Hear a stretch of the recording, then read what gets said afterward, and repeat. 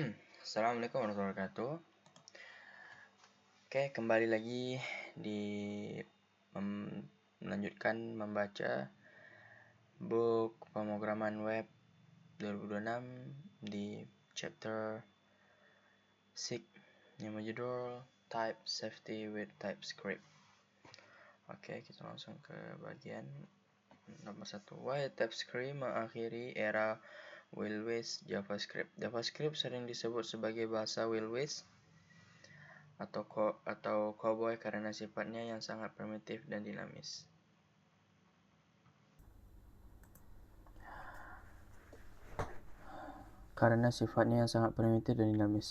Di satu sisi, kebebasan ini memungkinkan kita menulis kode dengan cepat tanpa banyak aturan yang mengikat seperti mengubah variabel yang tadinya berisi angka menjadi string seenaknya. Namun, sisi lain, kebebasan ini adalah resep bencana untuk proyek skala besar di mana satu kesalahan kecil bisa meruntuhkan seluruh aplikasi. Masalah utama JavaScript adalah ia hanya melempar error pada saat kode dijalankan. Runtime error, yang berarti bug seringkali baru ditemukan oleh pengguna akhir saat aplikasi sudah live. TypeScript hadir sebagai solusi untuk masalah ini dengan memperkenalkan konsep static typing di mana pengecekan type data dilakukan saat penulisan kode atau komplikasi compiler time. Jauh sebelum kode disebut sampai ke tangan pengguna, TypeScript bukanlah bahasa baru yang menggantikan JavaScript sepenuhnya, melainkan sebuah superset dari JavaScript. Bayangkan JavaScript sebagai tubuh manusia biasa, dan TypeScript adalah baju besi Iron Man yang membungkus tubuh tersebut dengan fitur-fitur canggih. Semua kode JavaScript yang valid secara sintaksis pada dasarnya adalah kode TypeScript juga. Tetapi TypeScript menambahkan lapisan aturan di atasnya. Filosofi utama adalah memberikan jaringan pengaman safety net bagi pengembang. Jika kamu mencoba menjumlahkan angka dengan sebuah objek TypeScript akan langsung berteriak dengan garis merah di teks editor. Bahkan sebelum kamu menyimpan file tersebut, ini mengubah paradigma perbaiki dan nanti saat error muncul menjadi cegah error sebelum terjadi. Salah satu argumen terkuat untuk mengadopsi TypeScript adalah dampaknya terhadap biaya perbaikan bug. Studi rekayasa perangkat lunak menunjukkan bahwa semakin lambat sebuah bug ditemukan dalam siklus pengembangan, semakin mahal biaya yang harus dikeluarkan untuk memperbaiki bug yang ditemukan saat mengetik kode hampir gratis untuk diperbaiki. Sedangkan bug yang ditemukan di production bisa merugikan perusahaan jutaan rupiah dan merusak reputasi TypeScript. Memaksa kita untuk memikirkan struktur data di awal shift left yang mungkin terasa memperlambat di awal proyek karena harus mengkritik lebih banyak, namun investasi waktu ini terbayar lunas dengan berkurangnya sesi debugging bergadang di malam hari karena undefeated is not a function.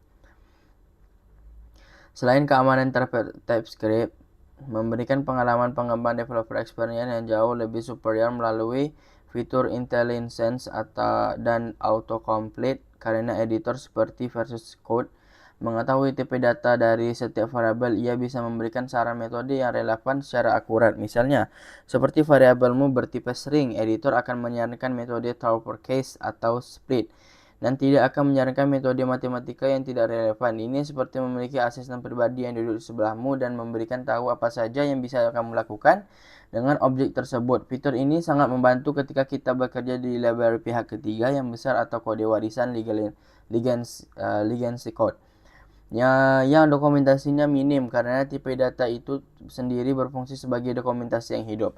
Adopsi TypeScript ini di industri teknologi global sudah bukan lagi sekedar tren, melainkan standar wajib. Framework raksasa seperti Angular, Vue 3, dan bahkan pustaka internal Google dan Microsoft ditulis sepenuhnya menggunakan TypeScript Rich.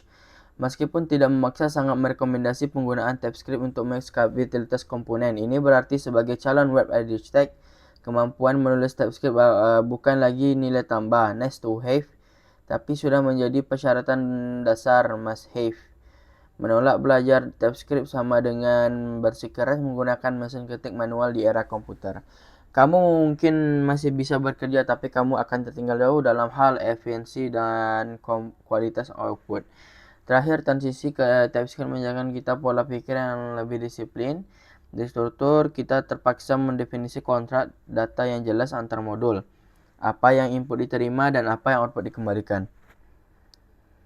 Ini mengurangi ambiguitas komunikasi antar anggota tim, terutama dalam tim memisahkan peran frontend and backend. Frontend developer bisa meminta definisi type interface dan backend sebelum API selesai dibuat, memungkinkan kerja paralel yang efisiensi. TypeScript adalah bahasa yang menjembatani kesenjangan antara fleksibilitas bahasa script dan ketatnya bahasa pemrograman sistem seperti Java atau C++.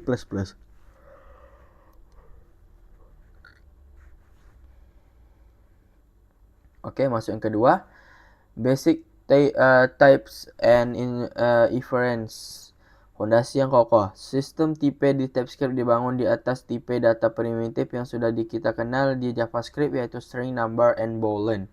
Namun bedanya adalah TypeScript sekali kamu mendeklarasi variabel sebagai string, variabel tersebut haram hukumnya diubah menjadi number atau tipe lain. Ini disebut type annotation. Explicit, contohnya let nama string Budi. Jika di baris berikut kamu menulis nama sama dengan 10, kompilator akan menolak mentah-mentah. Ketegasan ini mencegah kejadiannya konyol di mana variabel ID penggunaan seharusnya angka tiba-tiba berubah menjadi objek.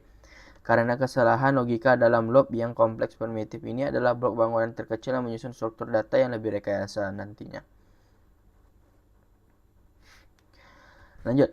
Salah satu fitur tercerdas dari TypeScript adalah type inference. Penyimpulan tipe, kamu tidak seharusnya menulis tipe data secara eksplisit jika nilainya sudah jelas. Jika kamu menulis let score 100, TypeScript secara otomatis menyebutkan bahwa score adalah number yang tanpa kamu tulis.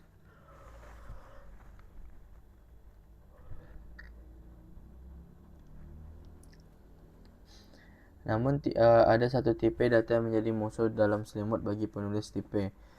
Tipe any adalah salah cara mematikan kembali seperti JavaScript game. Kamu bisa melakukan apa saja tapi menghilangkan tantangan tujuan utama.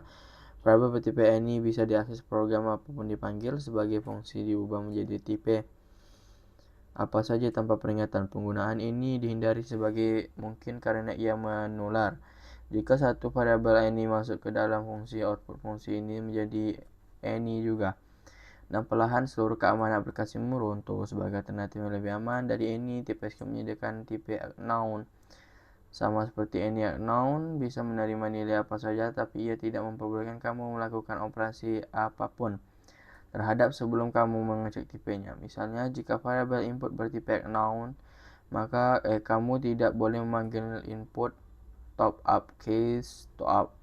uppercase kecuali kamu sudah melakukan pengecekan if type out input string. Mekanisme ini memaksa developer untuk melakukan validasi runtime menjadi kode jauh lebih aman.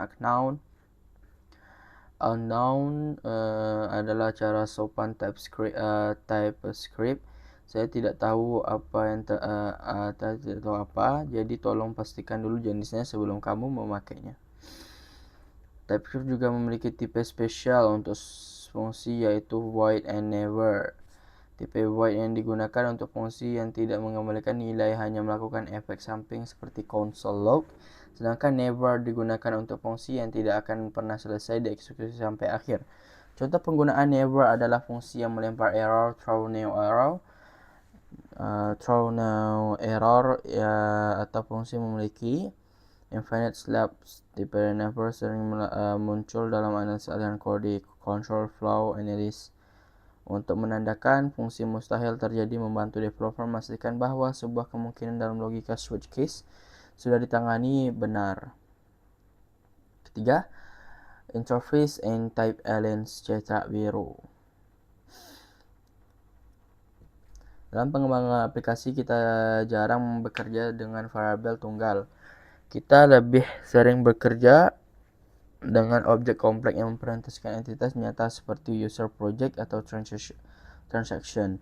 Untuk mendefinisikan bentuk shape dari objek-objek ini, TypeScript menyediakan dua alat utama, interface and type alias. Interface adalah cara untuk mendefinisikan kontrak struktur objek misalnya interface user, ID, number, name, string.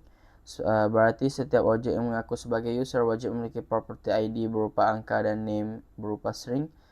Jika ada properti yang kurang dan atau tipenya salah, TypeScript akan menganggap objek tersebut tidak valid. Konsep ini mirip dengan kontrak hukum yang syarat tidak terpenuhi, kesempatannya batal.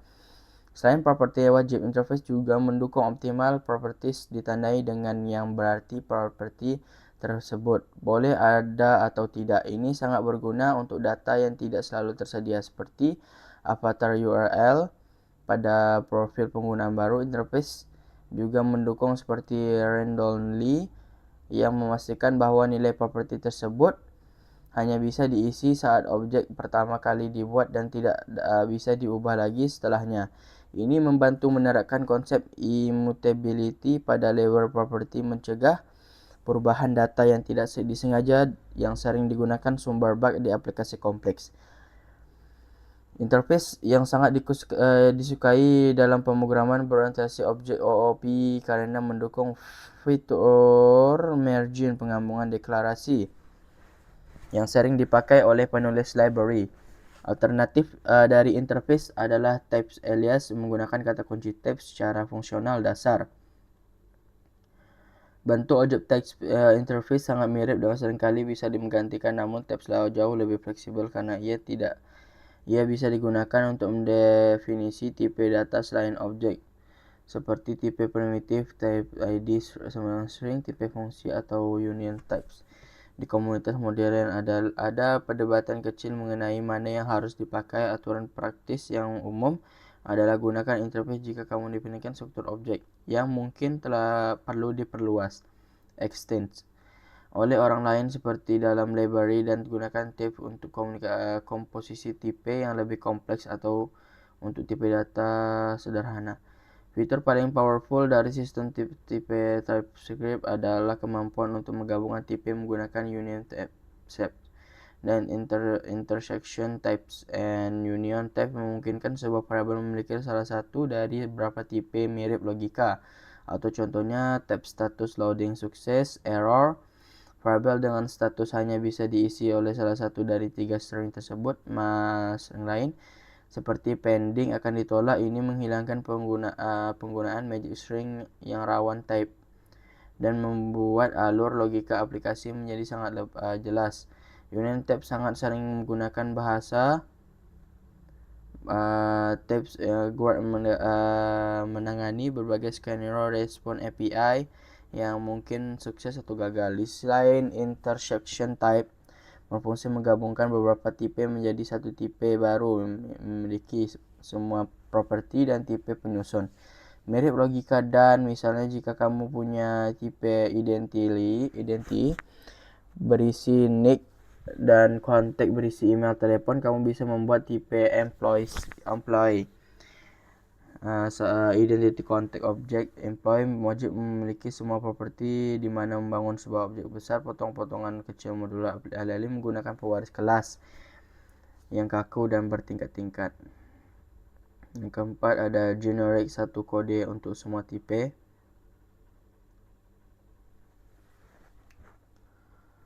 Salah satu prinsip utama dalam rekayasa perangkat lunak adalah reusability, ketergunaan kembali. Namun dalam sistem static type, membuat komponen yang bisa dipakai ulang dalam berbagai tipe sering sekali sulit dibayangkan. Jika kamu membuat fungsi sederhana yang menerima sebuah input dan mengembalikan dalam sebuah array tanpa generate, kamu harus membuat fungsi number to array, string to array, dan seterusnya untuk menyerah dalam menggunakan any yang berbahaya generate. Hadir sebagai solusi elegan untuk masalah ini, generate memungkinkan kita membuat komponen fungsi kelas atau interface yang bekerja dengan berbagai tipe data, tetapi tetap menjaga keamanan tipe seolah-olah tipe tersebut didefinisikan secara spesifik. Generate tidak hanya terbatas pada fungsi sederhana, mereka juga tulang punggung dari banyak library populer seperti Rich.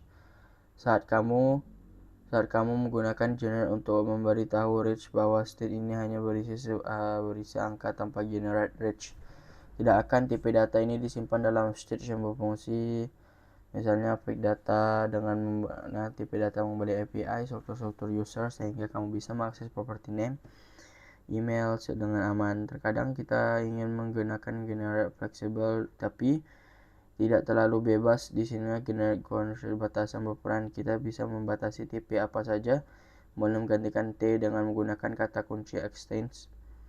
Contohnya kita ingin membuat fungsi yang menghitung panjang sebuah objek. Tidak semua tipe punya properti length, jadi kita bisa menulis T extends length number. Ini memberikan tahu TypeScript berarti bahwa berupa apa saja string atau objek custom, asalkan tipe tersebut memiliki property length berupa angka. Constraint ini mencegah penggunaan generate yang tidak valid di dalam logika fungsi, menyeimbangkan antara fleksibel keamanan.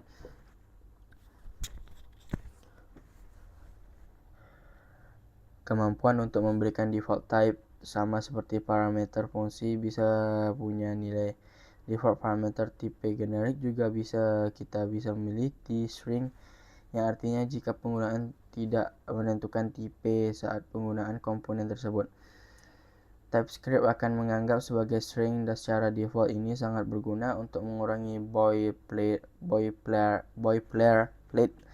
code pada kasus penggunaan umum sambil tetap membuka opsi kustomisasi. Jika diperlukan, kita juga bisa menggunakan banyak parameter tipe sekaligus seperti TUV untuk fungsi yang memproses transformasi data kompleks antara berbagai tipe. Menguasai generic adalah tanda transisi dari pemula TypeScript menjadi pengembang tingkat lanjut. Pada awalnya, sintaks kurung siku yang bertumpuk-tumpuk mungkin terlihat menakutkan dan sulit dibaca. Namun kemampuan untuk menulis satu logika yang melayani ratusan tipe data yang berbeda adalah superpower yang membuat arsitektur aplikasi menjadi ringkas dan maintainable. Generic memungkinkan kita membangun kerangka kerja atau library internal kita sendiri yang kuat, tipe aman dan dapat digunakan kembali di seluruh proyek tanpa perlu copy paste kode redundant. Kelima, compiler and configuration, sang mandor proyek.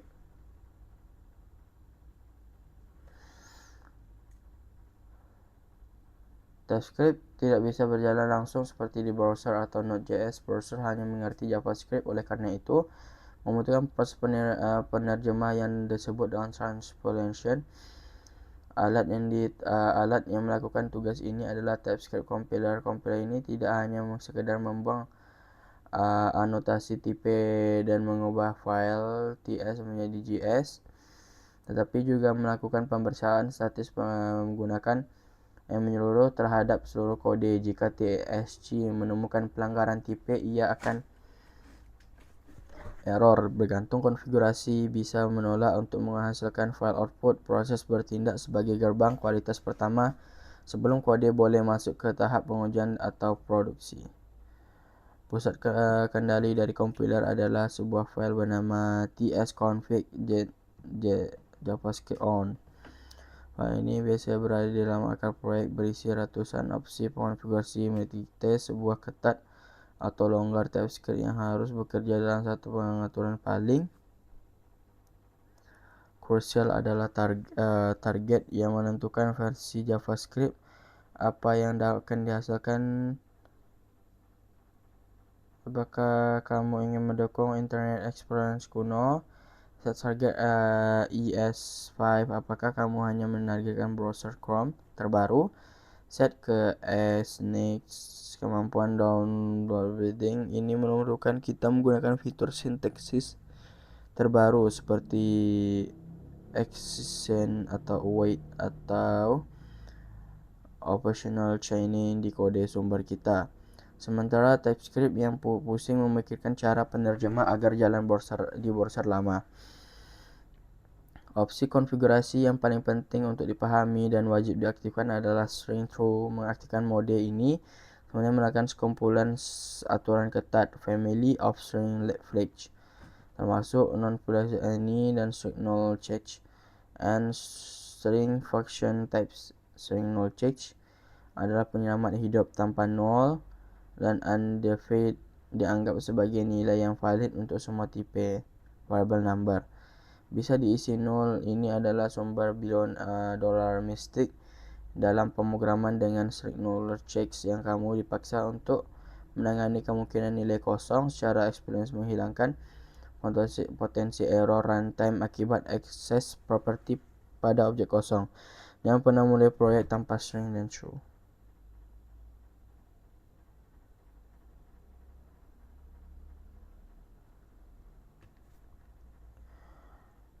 Yang keenam, integritas keislaman, kejelasan akad, dan pencegahan kerusakan. Transisi dalam JavaScript yang dinamis ke TypeScript yang statis dan ketat adalah cerminan dari prinsip nafyu al-gharar, menghilangkan ketidakjelasan. Dalam fikih muamalah, transaksi yang mengandung gharar, ketidakjelasan spekulasi dilarang karena berpotensi merugikan salah satu pihak.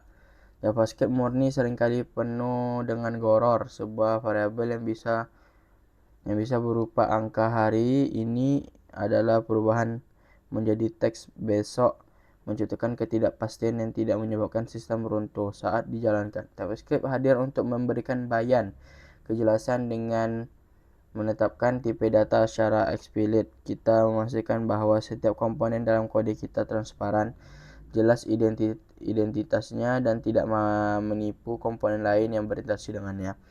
Penggunaan interface dalam TypeScript adalah manifestasi teknologi dari pemerintah Al-Wafa bil Ahad, memenuhi janji atau akad. Allah berfirman dalam surah Al-Maidah ayat 1, "Hai orang-orang yang beriman, penuhilah akad-akad itu." Sebuah interface pada dasarnya adalah kontak dalam objek yang berisi user.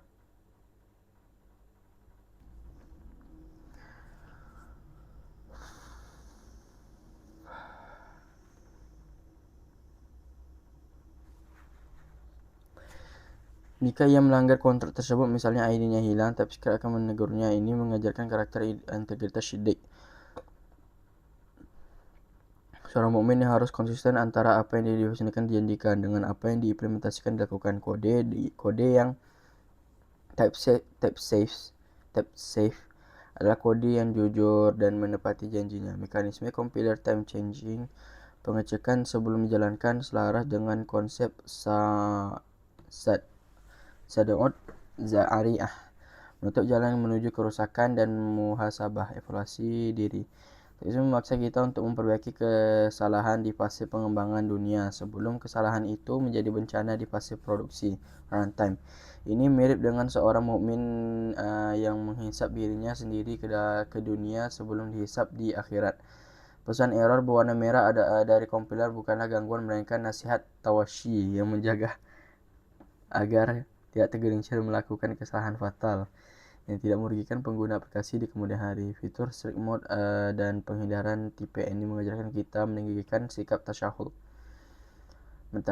Terakhir, konsep generik memberikan fleksibilitas terhadap aturan, mengingat kita pada wasiat pertengahan keseimbangan. Islam bukanlah agama yang kaku tanpa logika, namun juga bukan agama yang terlalu bebas tanpa aturan. Generik mungkin kita membuat fungsi yang fleksibel. Ketujuh, kesimpulan evolusi menuju kepada dewasaan kode. Bab ini telah menunjukkan titik-titik di mana kita berhenti sekadar menulis kode agar jalan dan mulai menuliskan agar kode bertahan.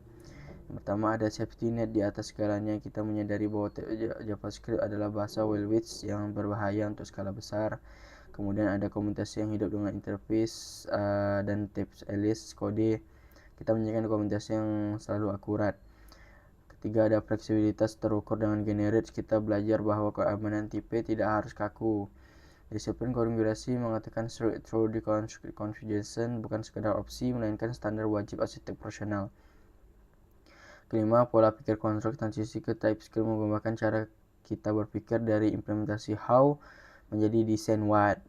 Kini dengan fondasi bahasa yang kuat dan tipe yang aman, kita siap melangkah ke bab 7 di mana kita akan menerapkan semua ini, membangun arsitektur antarmuka modern menggunakan konsep single application SPA dan component based architecture.